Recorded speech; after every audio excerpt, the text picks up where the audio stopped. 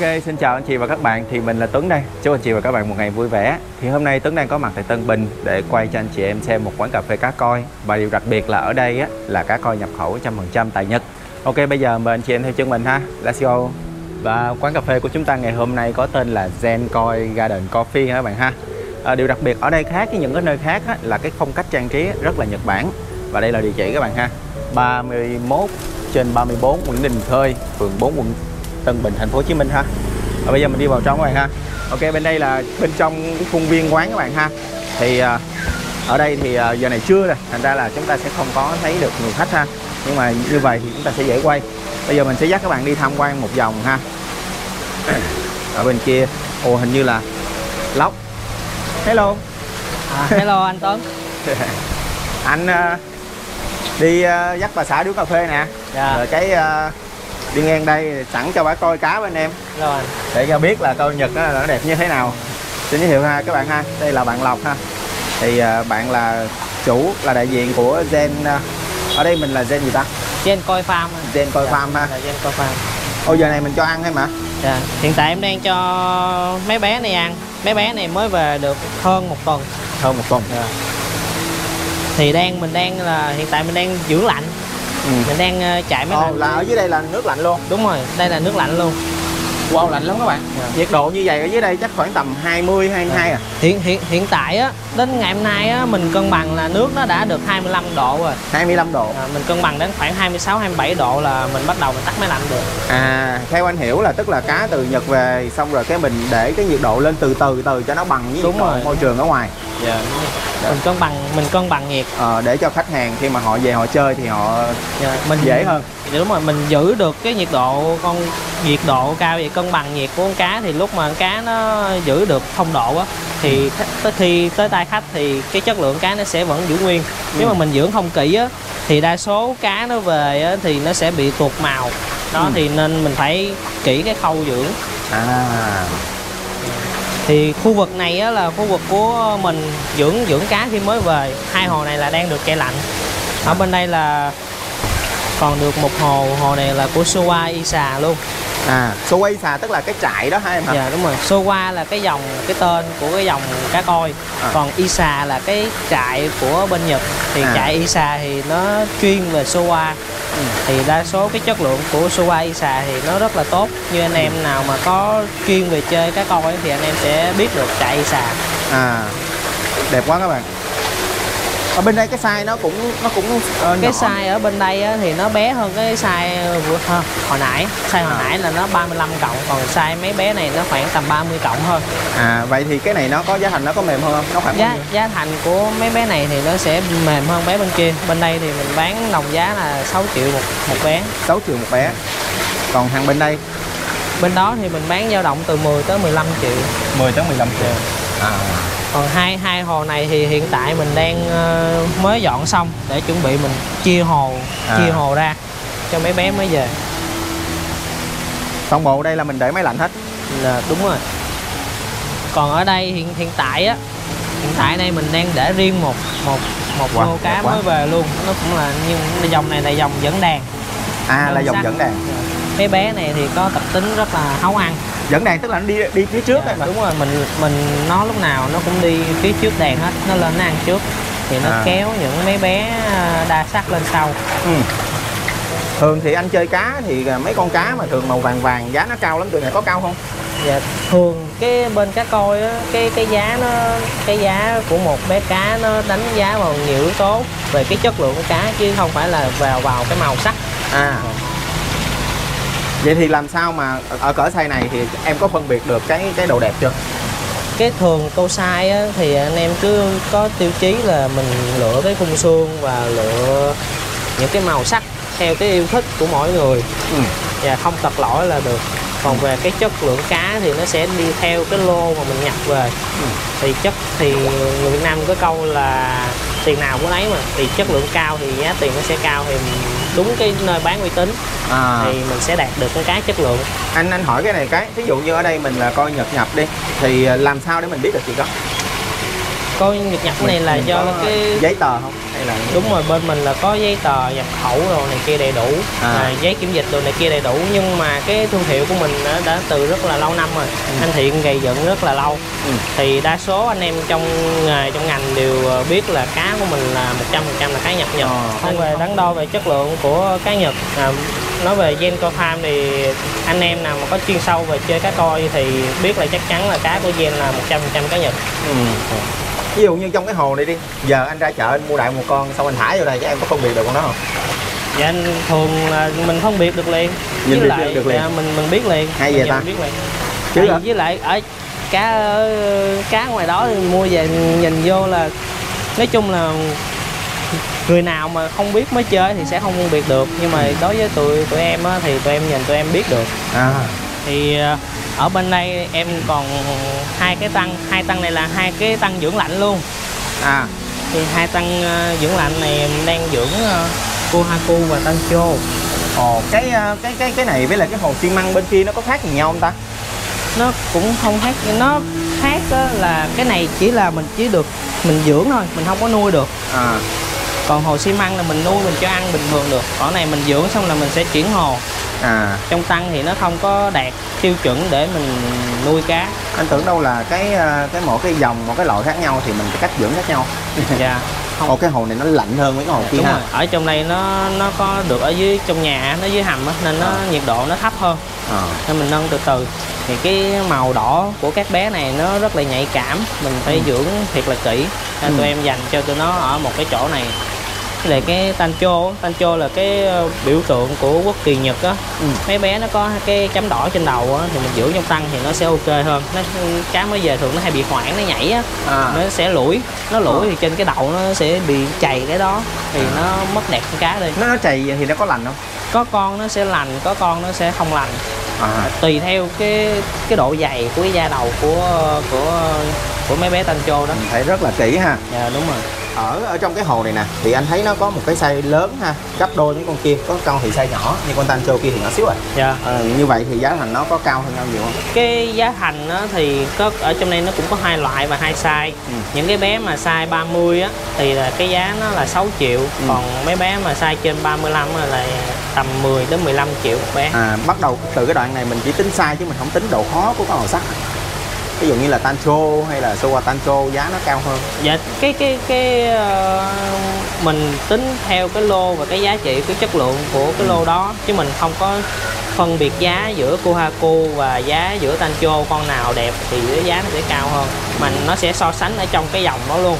Giống như là Kohaku mình sẽ so sánh cái chất lượng trong dòng Kohaku, chứ mình không có đem cái Kohaku mà size 35 mà so sánh với lại cái Tancho hoặc là Showa này kia.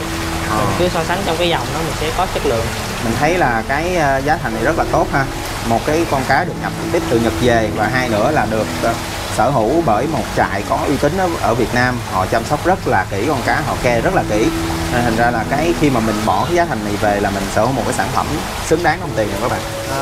Đây là không gian quán của em. Thì đa số ở đây là để cho anh em đam mê đến giao lưu và chia sẻ tức là mình chơi, vừa là cái farm mà mình vừa là cái nơi để mà vừa cho là quán cà phê luôn, đúng không? Đây là một cái hồ tiểu cảnh, một cái hồ bán hiện đại, một cái phong cách bán hiện đại để cho có thể về nhìn thấy cá luôn ha. Đúng rồi, một cái hồ bán hiện đại đẹp quá. Đa số thì những cái hồ này sẽ được anh em chơi ở trên sân thượng là nhiều, và những cái hồ mà nhà phố là không có diện tích đất nhiều á, thường anh em chơi trước sân khoảng tầm 10 m² là có thể làm được một cái hồ bé như vậy để chơi. 10 m². Ở cái hồ này á, thì mình có thể nuôi được tối đa là bao nhiêu con cá? Một cái hồ này để nuôi chuẩn á, thì anh em cứ tính cho mình á, là một khối là một bé để nuôi đạt chuẩn tới size 70. Thì cái chất lượng nước nó sẽ cực kỳ tốt so với anh em chơi ở nhà. Còn hiện tại cái môi trường nước của mình đang nuôi á, là tại mình là cái nhà trại nên mình xem cá mỗi ngày, mình chăm sóc cá mỗi ngày, nên cái chất lượng và cái số lượng con cá mình sẽ nắm, mình sẽ cho nó thay đổi sao cho nó phù hợp. Mình sẽ tắt ke được cái chuyện đó, nên anh em đừng có nghĩ là nuôi càng nhiều nó càng đẹp, nuôi càng nhiều thì anh em phải xem được cái chất lượng nước thì cá nó mới ok, cá nó mới phát triển tốt. Là mình thả vừa phải thôi. Đúng rồi. Còn mình muốn nhiều hơn nữa thì mình làm hồ lớn hơn hoặc làm thêm hồ. Nhiều hơn nữa thì anh em phải chịu khó vệ sinh cho thay nước đồ này kia và làm lại cái hệ thống lọc cho nó đạt chuẩn thì mình mới nuôi được cái số lượng nhiều. Anh nghe bạn anh nói á, là cái hồ chép coi này nè là nó quan trọng nhất là cái bộ lọc. Cái bộ lọc đó nghe bạn anh nói giá cũng khá là cao. Giả sử như cái hồ 10 khối như vậy đi, hồ này chắc cỡ 10 khối ha. Đúng rồi. Hồ này khoảng tầm 7 khối. 7 khối. Thì cỡ cái hồ này thì mình mất bao nhiêu tiền cho cái bộ lọc? Thường hiện tại bên hồ cá coi mình á là đang có hai phương án lọc để thi công. Một là lọc truyền thống, hai là lọc hiện đại. Lọc truyền thống là mình sẽ sử dụng 3 ngăn, thì 3 ngăn đó mình sẽ sử dụng chổi là cho với cái mục đích của chổi là nó sẽ chặn phân và tách phân lại. Thì mình sẽ vệ sinh trong cái ngăn chổi đó thôi. Còn cái phương án thứ hai á là hồ hiện đại, lọc hiện đại á, thì mình sẽ sử dụng room filter. Room filter là dành cho những cái hồ cho anh em mà không có diện tích đất á. Thì nó sẽ có chức năng là nó tách phân tự động, thì anh em sẽ không phải cần vệ sinh phân, xịt chổi đồ này kia. Thì cái chi phí mà mình bỏ ra để mà mình làm được một cái lọc như vậy khoảng bao nhiêu tiền? Chi phí để xây một cái hồ coi, tại vì cái hồ coi á, hồ coi mà càng nhỏ thì cái chi phí xây dựng nó càng cao. Cái hồ tầm 10 khối hoặc là 20 khối thì cái giá nó sẽ xem nhau. Tại vì cái hồ nhỏ thì cái vật tư mình làm nó cũng rơi vào như đó, nhưng mà nó hơi cực công chút xíu. Thì hồ tầm 10 khối thì tầm khoảng 100 triệu. Đó là mình có thể 20 khối nó cũng xem như vậy. Đúng rồi, 20 khối thì tùy theo vị trí địa lý địa hình rồi để mình xây dựng nữa. Vận chuyển chủ yếu là vận chuyển vật tư và cái nhân công, thì cái hồ cá coi nó sẽ có giá trị. Còn set up một cái bộ lọc không á thì bộ lọc truyền thống thì nó tầm khoảng, nếu mà hồ khoảng 20 khối thì cái bộ lọc truyền thống không thì nó tầm khoảng 15 tới 20 triệu. Tùy theo cái độ chịu chơi của chủ đầu tư, thì chủ đầu tư muốn chơi cái hệ thống lọc như thế nào á, thì mình sẽ có những cái phương án, thì chủ đầu tư sẽ chơi theo cái. Anh nghĩ là thông thường nếu mà người ta chơi chép Nhật đi thì cái số tiền bỏ ra cho con chép là cũng khá là cao rồi. Thành ra là khi mà người ta đầu tư, anh nghĩ chắc người ta sẽ đầu tư một cái lọc ngon lành luôn ha. Đúng rồi, đa số những đội mà thi công hồ cá coi như bên em thi công hồ cá coi thì mình sẽ đảm bảo và mình có quá trình bảo hành chất lượng hồ, rồi bảo hành chất lượng nước, bảo hành kỹ thuật cho gia chủ là chơi thoải mái hết. Thì đây là cái hồ cảnh quan của quán mình. Thì đa số là các bé cuối tuần đẹp quá. Cuối tuần các bé hay tới đây là uống cà phê, được ba mẹ dẫn tới uống cà phê thì hay cho cá ăn ở đây. Mấy bé ở dưới đây thì gặp người nhiều nên rất là dạng. Đẹp quá. Kêu là tới à. Ở đây thì cái mô hình cà phê của em anh thấy nó lại khác hẳn so với là cái trend hiện giờ á. Hiện giờ thì em có hay đi uống cà phê coi mà ở trong những cái bồn xong rồi cái coi nó bơi xung quanh đó. Thì bên nó là những cái quán cà phê cá coi đó là cái khía cạnh kinh doanh của họ, là họ kinh doanh cà phê. Còn của mình đó là mình kinh doanh cá coi, thì cà phê để mở ra để cho anh em đam mê đến chia sẻ và giao lưu đó. Còn mình cà phê là mình phụ thôi. Nên cá của mình cũng khác lại những cái quán đó, thì cá của mình là toàn bộ là cá Nhật. Còn những đa số cái quán cà phê mà anh nói là có ô là cái đó là sử dụng cá Việt là nhiều. Thường thì đa số các anh em mà mê cá coi có được một cái khoảng sân vườn rộng đẹp á, thì các anh em sẽ hướng về cái hồ cảnh quan nhiều hơn là cái hồ bán hiện đại như hồi nãy. Thì hồ cảnh quan này thì giúp được mình hòa mình vào thiên nhiên hơn. Có thác nè, tiếng thác nè, cây cối rồi nè, để sau những cái giờ mà làm việc cực nhọc quá này, anh em ra ngoài hồ anh em xả stress. Nó như về làm mệt mỏi về ngắm cá rồi cá nó lên đút tay ăn, cá ăn là xả stress dữ lắm. Để mà có một cái hồ như vậy nè thì thông thường mình cái chi phí đầu tư mình khoảng bao nhiêu? Cái hồ cảnh quan như vậy mình xây thì mình tính khối thì tường dao động khoảng 15 triệu một khối. Là bao trọn gói luôn. Nếu mà cái hồ như vậy nè, ví dụ như mà mấy anh mà ảnh không có thời gian chăm sóc lắm đi, cái hồ như vậy nè thì mà nó có tự động toàn bộ không? Ví dụ như là cho ăn hay là thay nước này nọ. Nếu mà không có thời gian chăm sóc á, thì mình có nhiều cái phương án, nhưng mà mình đã chơi cá coi á, thì mình nên tự cho ăn thì nó sẽ ok hơn. Mình cho ăn máy tự động thì cá nó ít gặp người á thì nó sẽ rất là nhát. Mình chịu khó một ngày mình dành chừng 5-10 phút mình đã có hồ, mình ra mình cho nó ăn để nó thấy mình thì nó sẽ giãn hơn. Nè nó hiện tại như vậy nè, bài này nó thấy mình là nó tới nó cứ thấy người là nó lên mặt nước như nè, thì mình rất là thì không thì bận quá thì kiếm em nào chân dài dài tới mỗi ngày cho cá ăn thôi ha. Ở đây nè anh thấy có nhiều con size bự ơi là bự luôn ha, mà nó rất là đẹp luôn. Thì những cái này nè là mình có thể cầm đi chơi, đi thi cử đâu chưa? Không, đối với cái hồ này á là dạng hồ giá bình thôi, bình dân thôi. Đúng rồi. Này chưa hồ này là không có đem đi thi được đâu, hồ này chỉ cho anh em nào thả cảnh quan rồi thả công trình đồ này kia chơi là ok. Vậy là ở đây mình còn cao cấp hơn không? Còn ở đây em còn cao cấp hơn ở phía sau nữa, để em dẫn anh đi. Okay. Bây giờ mình sẽ đi xem cá xịn hơn các bạn ha. Như này, cái hồ này là một cái hồ hiện đại cho anh em. Sẽ có được thường là sẽ có một mặt kiến hoặc là 2 mặt kiến.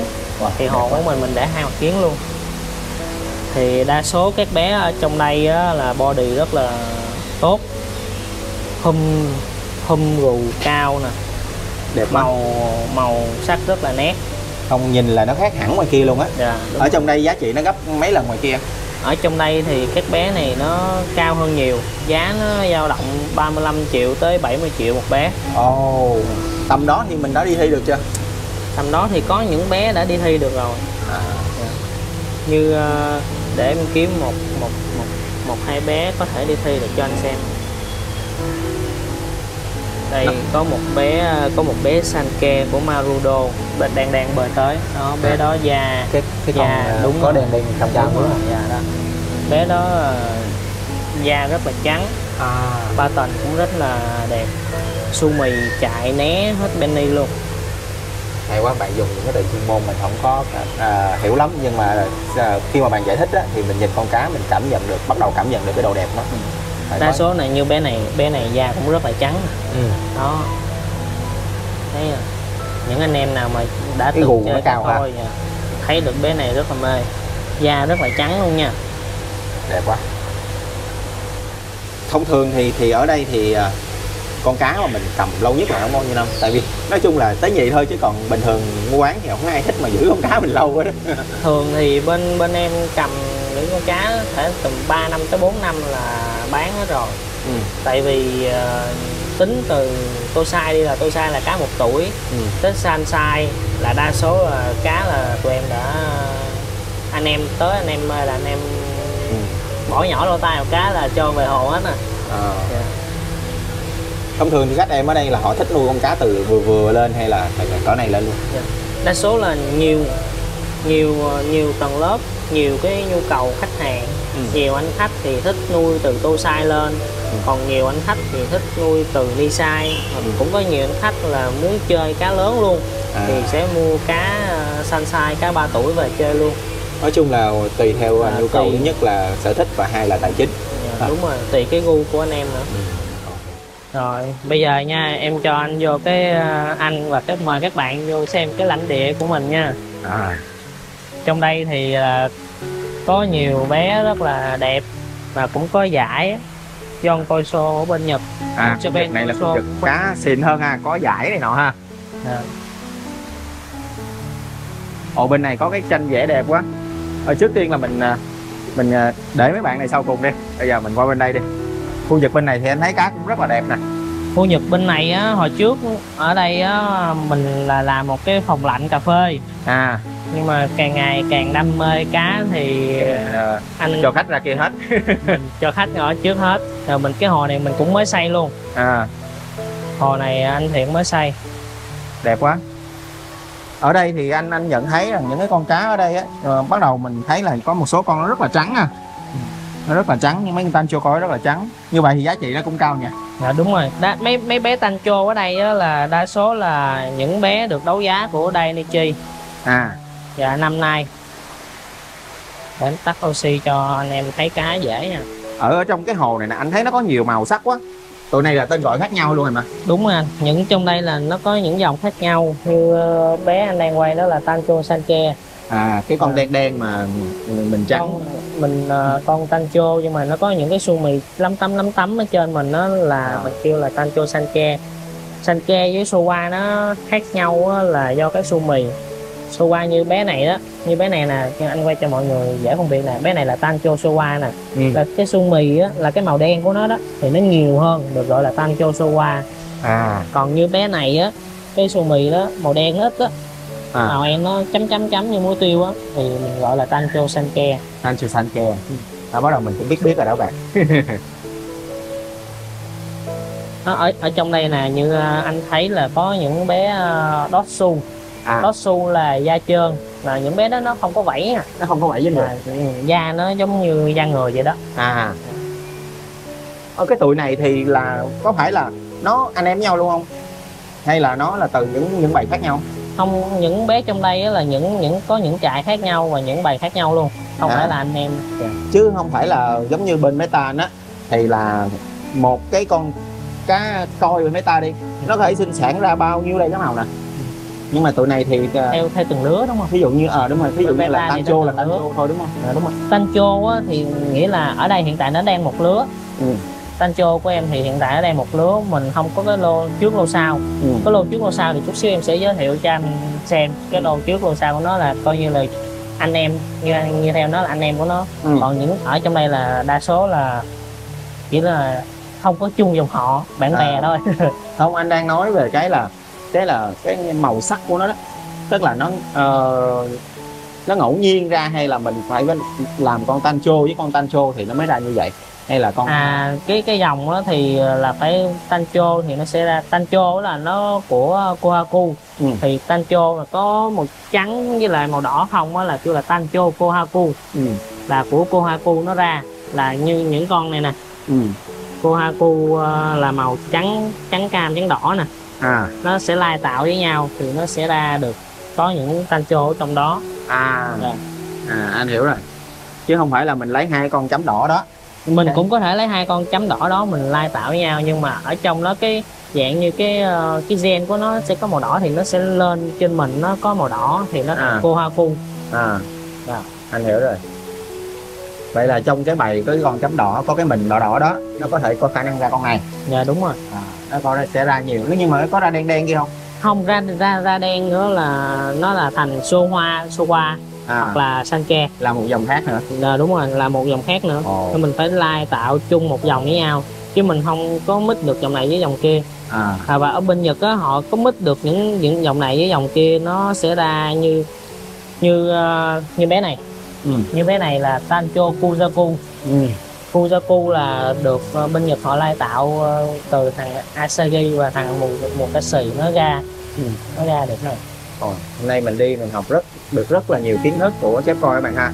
Hồi đó giờ anh cứ nghĩ rằng là bắt hai cái con mà ví dụ như đen trắng đỏ đi, rồi đen trắng hay là đen trắng vàng đi, cái mình mix với nhau thì khi mà đẻ con ra thì cái vệt màu nó loang lỗ á, nó sẽ ra nhiều loại khác nhau. Đúng rồi, bên Nhật họ cũng có nghiên cứu những nên hiện tại có rất là nhiều dòng cá coi mới ra, như cái dòng Golden Con là cái dòng bắp của Taniguchi. Chút xíu em sẽ dẫn anh đi xem cái dòng đó. Đây em dẫn anh qua xem những cái dòng bắp ở Việt Nam anh em hay gọi là bắp á, thì cái dòng đó là mới được lai tạo từ năm ngoái. Thì bên mình đã có được một lô tô size, thì năm nay các bé đã được size khoảng trên 65. Thì mấy bé này á, cái lòng vảy của mấy bé là như cái hạt bắp vậy đó, rất là đẹp. Nó cộm lên đúng không? Dạ không, cái màu nó nhìn cho mình thấy liên tưởng, nó nhìn giống như cái hộp bắp.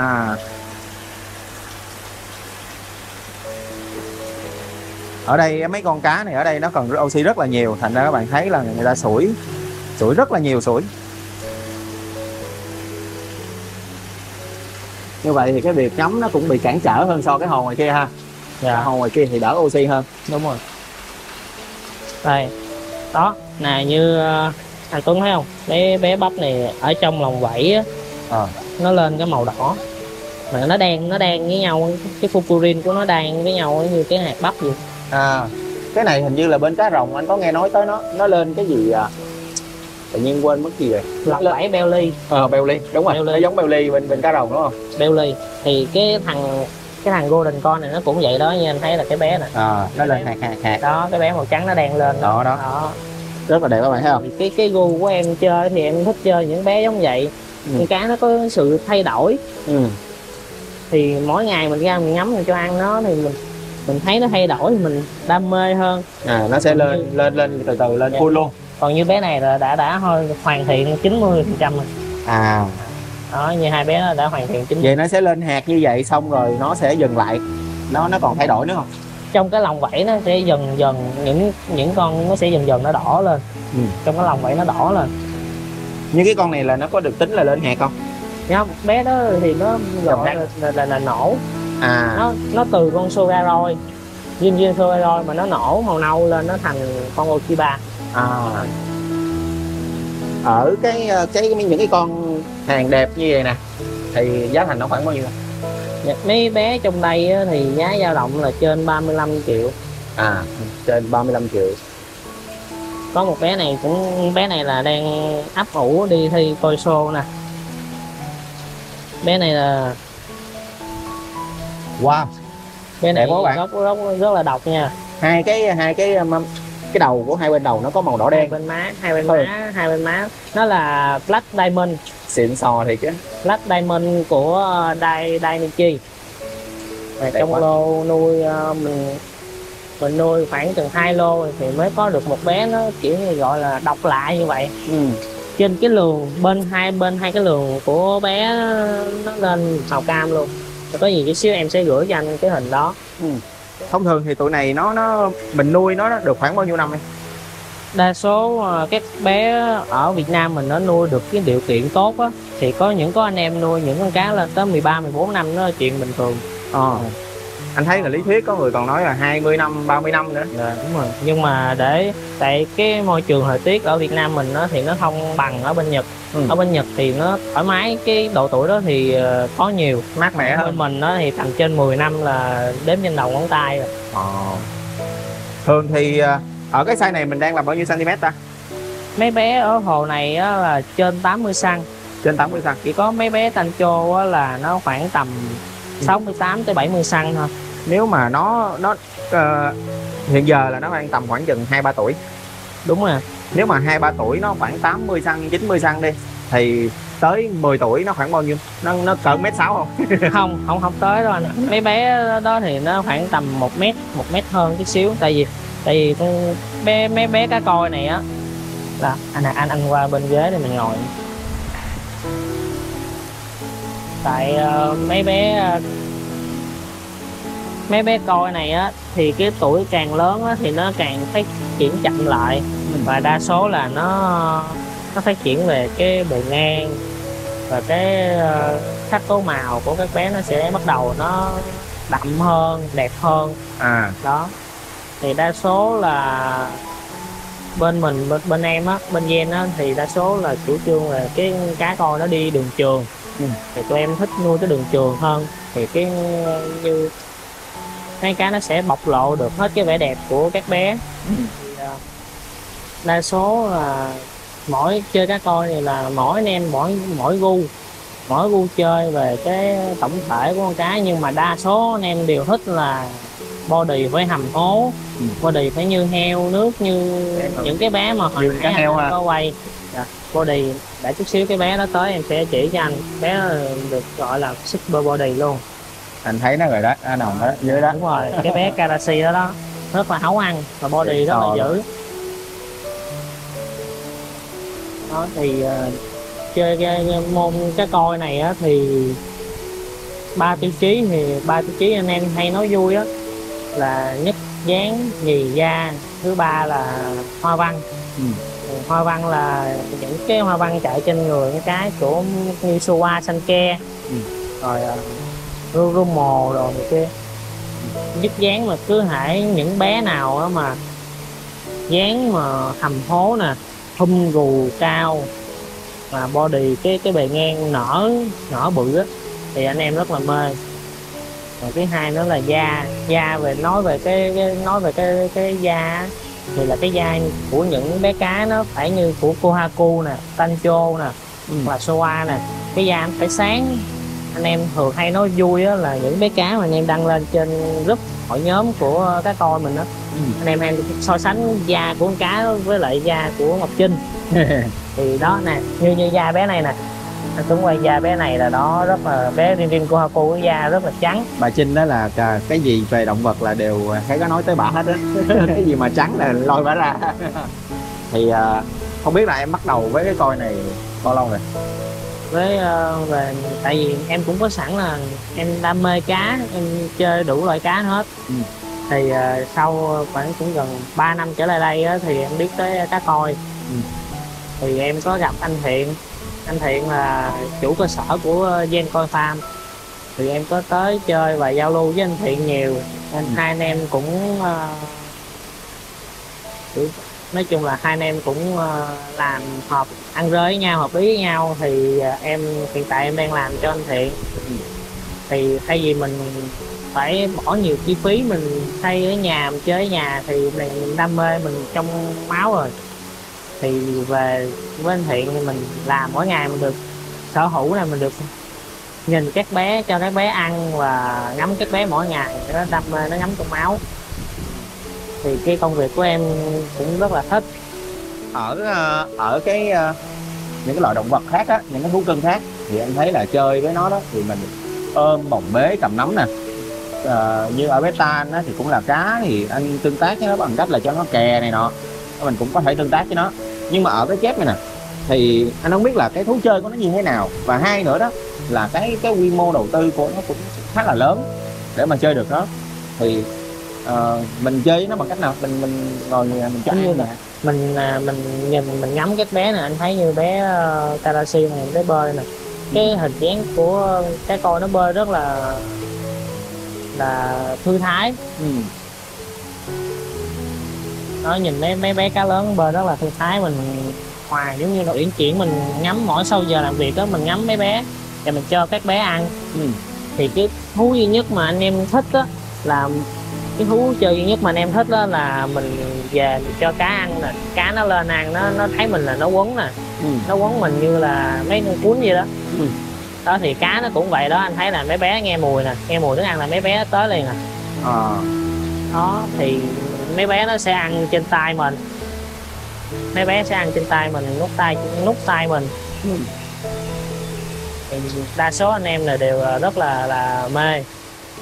Thì mỗi người chắc là có một kiểu chơi ha. Chứ nếu mà như anh chơi tụi này thì anh sẽ thay đồ bơi xuống, anh giờ anh bơi với nó, anh ôm rồi mà ẩm hồng này nọ. vậy thì không có được. Tại nếu mà mình xuống á là cá nó sẽ sợ, nó sẽ hoảng liền. Nó hoảng liền, nó không có còn, ví dụ mình xuống ở đây là con cá nó sẽ lên kia, nó dạt bên kia hoặc là nó nhảy. Mình làm như vậy nhiều lần thì thành ra con cá của mình nó sẽ bị hư, nó sẽ không còn bơi, nó thấy mình nó không còn ung dung mà nó bơi thản nhiên lại, nó chơi với mình nữa. Nó lúc đó nó thấy mình nó sẽ dạt qua một bên. Giống như những cái hồ nào mà cá nó nhát á, là cái thứ nhất là do ít gặp người, cái thứ hai nữa là anh em họ vớt cá quá nhiều đi. Thành ra con cá nó thấy mình là nó cứ nghĩ tới là mình chuẩn bị mình bắt nó. Tại vì những cá nó cũng có cảm nghĩ, nó suy nghĩ được. Còn mình ít động vật hoặc là mình ít phá nó thì nó thấy mình là nó biết là mình cho nó ăn là nó sẽ tới, nó quấn mình liền. Rồi những cái con mà nó dạng á, mình có thể mình cho nó ăn và mình bồng nó lên được luôn, mình vuốt ve nó được luôn, vuốt ve bình thường như chó với mèo vậy á. Ví dụ như bây giờ anh là một cái người mà chưa biết gì về chép coi, anh thấy em ở trên mạng đi, anh thích quá, cái bây giờ ví dụ anh tới đây đi thì bên mình có hỗ trợ tư vấn rồi hoặc là cho khách tham quan coi chơi vui không? Có cho anh. Cái mục đích của cái quán cà phê nó hình thành là để tư vấn và trao đổi kinh nghiệm với các anh em mới chơi, hoặc là các anh em đang tìm hiểu. Đều tiếp đón nồng hậu với anh em tới chơi hết, nên anh em có tới thì mình giao lưu thoải mái, nên mình không có ngại về cái vấn đề đó nha anh em. Cứ tới mình sẽ chia sẻ về kinh nghiệm và cách nuôi, cách xây dựng hồ để mình có được một cái hồ đẹp, để mình có không gian đẹp ở trong nhà và mình chơi những chú cá mà mình thích. Đó, nó phát triển tốt. Đó rất là hay ha. Tại vì cái kinh nghiệm nuôi nè, cái kinh nghiệm chăm sóc cũng như là nhiều thứ khác á, thì mình học ở trên mạng á, thì nó chỉ là mỗi người một cảm nhận khác nhau. Một phần mà nếu đó có một người trực tiếp mà hướng dẫn cho mình ha. Hai nữa là anh nghĩ rằng ở đây sau khi mà khách mà ủng hộ bên mình về đi thì mình chắc cũng phải có người nhân viên rồi để qua hướng dẫn rồi hay là bảo hành này nọ nha. Đa số thường những cá mà có giá trị thì nói chung là tất cả các loại cá mà bên mình mà bán cho khách hàng á, thì em sẽ luôn có chế độ là chăm sóc cho khách và hỗ trợ khách nhiệt tình.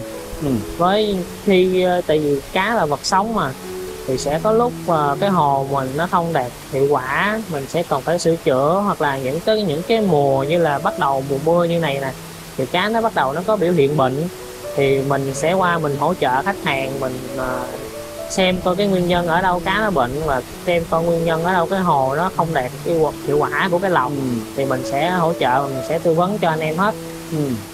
Thì nãy em có chia sẻ với anh á là em đã từng chơi rất là nhiều loại cá rồi. Vậy thì tại sao, lý do nào mà em chọn cái con này làm điểm dừng cuối cùng? Tại vì điểm dừng em thích cá coi, thì bây giờ mình cái nghề nó chọn mình mà, mình đâu có chọn nghề. Thì một phần là đam mê thì mình mới gắn bó được cái cá coi này. Mình chơi, mình thấy mỗi ngày mình ngắm nó mình được thoải mái đầu óc hơn. Rồi xem những tụi nó ăn á, mình cũng thấy thư giãn hơn.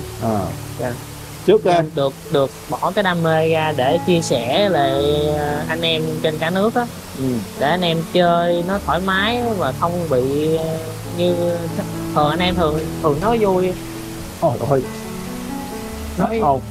Nói vui ở trên mạng đó là bị cá coi hành đó. Bị cá hành đó không? Là bị cá hành đó, thì em muốn hạn chế cái việc đó tới anh em. Thì mình muốn chia sẻ nhiều với anh em để cho anh em chơi nó thoải mái hơn. Hồi trước mà khi mà em làm việc cái cá coi này, em có làm nghề gì khác không? Trước thì em kinh doanh quán nhậu, rồi hiện tại thì mình cũng có một cái quán trà sữa. Quán trà sữa Naila, chuyên bán về trà sữa hạt. Là bây giờ mình còn kinh doanh trà sữa ha? Đúng rồi. Hồi nãy giờ mình đang nói rất là nhiều về vấn đề thi cử. Thì anh hỏi Tế Nhị là hồi trước giờ em trong quá trình chơi thì mình có thi đấu một giải nào chưa? Đa số mà thi coi show thì coi show 2 đợt trước đó, thì lúc đó thì em chưa có vào đời. Thì năm nay thì tháng 6 này sẽ có một cái coi show được diễn ra tại sân vận động Quân khu 7 của mình. Thì lúc đó thì cũng đang ấp ủ một vài bé đi thi cho có không khí với lại anh em. Anh thì thấy ở đây mình có rất là nhiều con cá đẹp nè, và một số con theo em chia sẻ là nó dữ rồi đó, nó hàng khủng bên kia rồi. Thì chắc chắn là cái chuyện mà em có giải thưởng là rất là cao. Nhưng mà anh thì anh sẽ mong là có rất là nhiều giải thưởng ha. Em cảm ơn. Ở đây anh thấy mình có nhiều cái size cá nè. Thì không biết rằng là cái này là mình mua nó từ bự như vậy luôn, hay là mình nuôi từ cái size nhỏ mà chia lên? Có, thì hiện tại ở bên em á là có 2 trang trại, một trang trại ở Củ Chi và một trang trại ở quận 12. Thì mình có cá được grow out lên từ tô size lên tới đi size thanh size cũng có. Tức là mình nuôi lên. Đúng rồi, mình nuôi lên. Thì còn những cái bé ở đây đa số là mình nhập trực tiếp từ Nhật về. Mà để nuôi được một cái bé tô size lên đi size hoặc là thanh size đạt tới 80 tới 90 cm đó, thì mình phải bỏ cái chi phí đầu tư ra rất là cao. Và cũng thời gian nuôi cũng lâu nữa. Thời gian nuôi của mình thì tốc độ nó cũng đạt tốc độ tốt, tương đối tốt. Thì những cái bé mà 2 tuổi á, thì có thể đạt tới max size nó là khoảng tầm 72 tới 73 cm, là cá 2 tuổi của mình. Như có những bé Bendigoy và Karachi 2 tuổi là đã đạt được 73 74 cm. Đó. Thì bên mình là chuyên chủ đạo của bên mình luôn, đó là Bendigoid. Bendigoid là màu đỏ, thì nó có hai dòng, đó là Rin Bendigoid và Bendigoid không. Rin là cái như cái ánh kim hồi nãy em có nói với anh Tuấn á, trên cái lớp vảy của nó có một cái ánh kim, nó kêu là Rin.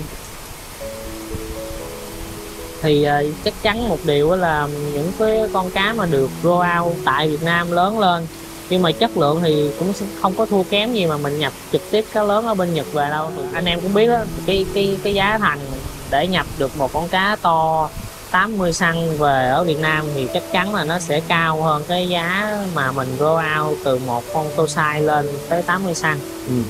Thì nó sẽ thấp hơn, nhưng mà cái chất lượng là tương đương với nhau. Nghĩ là nuôi là do là gen bột ban của cái con cá của trại đó đẹp, khi mình về mình nuôi thời gian lớn nó cũng sẽ đẹp như vậy đúng không? Đúng rồi, mình phải có cái coi này ở mình nuôi, mình phải có cái quá trình.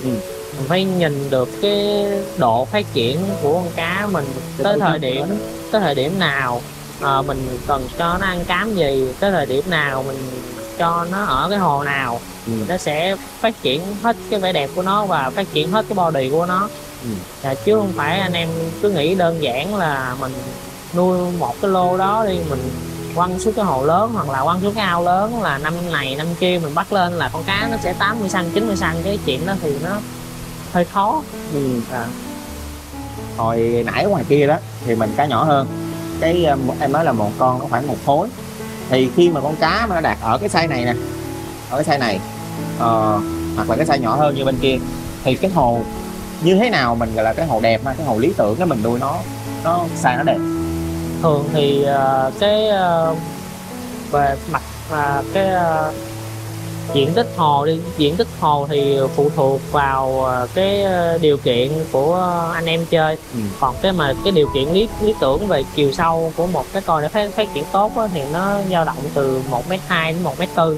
Thì đa số cái nhà mà có trẻ nhỏ thì mình nên làm tầm 1m đến 1m2 là ok rồi. Sâu đúng không? Độ sâu. Đúng rồi. Còn những cái trang trại thì mình làm tầm 1m4 đến 1m5 là ok. Tại vì cái càng sâu á thì cái áp lực nước nó càng nặng thì nó đè lên con cá, thì con cá nó sẽ bung bề ngang ra, con cá nó sẽ đẹp hơn, sẽ bẹt ra, nó sẽ nở bề ngang ra. Nếu mà như vậy thì cái con cá tầm khoảng bao nhiêu cm thì mình nuôi được cái hồ sâu như vậy? Thì từ cá Tosai về là mình đã nuôi được một cái hồ sâu như vậy rồi. Thì cái hồ càng sâu thì Tosai là nó bao nhiêu cm? Tosai là cá 1 tuổi. Những cái bé nhỏ đó là mình nhập từ Nhật về thì nó độ khoảng tầm 12 cho tới tầm 20 cm á. Thì đã bắt đầu ở được cái hồ này rồi. Nhỏ xíu mà nó đã ở được cái hồ này rồi. Được ở hồ được. Nếu mà mình nuôi luôn thì mình để ở hồ này là ok. Mà mình còn kinh doanh buôn bán á, thì mình để cái hồ vừa vừa thôi, để mình thuận tiện mình vớt lên vớt xuống nó dễ. Đúng rồi, với lại mình dễ vớt nữa, chứ cái hồ này mà mấy con bé bé thì nó bơi làm sao mà vớt. Đúng rồi, mình giếng nó nhiều, hơi cực. Còn mà ở nhà mình chơi ở nhà, anh em cứ mua Tosai về anh em chơi cái hồ này luôn vẫn được. Tại vì mình chủ yếu là mình sẽ chép mình nuôi nó lớn mà, mình đâu có bắt lên bắt xuống làm gì đâu. Thì cái tốc độ phát triển của những bé đó rất là ok. Thì có cái môi trường phát triển tốt thì cái bé thoải mái mà phát triển. Ok, cũng cảm ơn cái buổi tham quan trên Coi Farm của Lộc ngày hôm nay, và cảm ơn những cái lời chia sẻ quý báu của Lộc. Cảm ơn anh Tuấn đã dành chút thời gian ghé trên Coi Farm tham quan và cùng em chia sẻ đam mê đến cho anh em đam mê cá coi. Thì anh em có nhu cầu tư vấn hay là chia sẻ kinh nghiệm về chăm sóc cá hay là setup hồ thì cứ liên hệ cho Lộc sẽ hỗ trợ anh em hết mình nha. Cảm ơn quý anh em đã theo dõi nha. Ok, xin chào và hẹn gặp lại.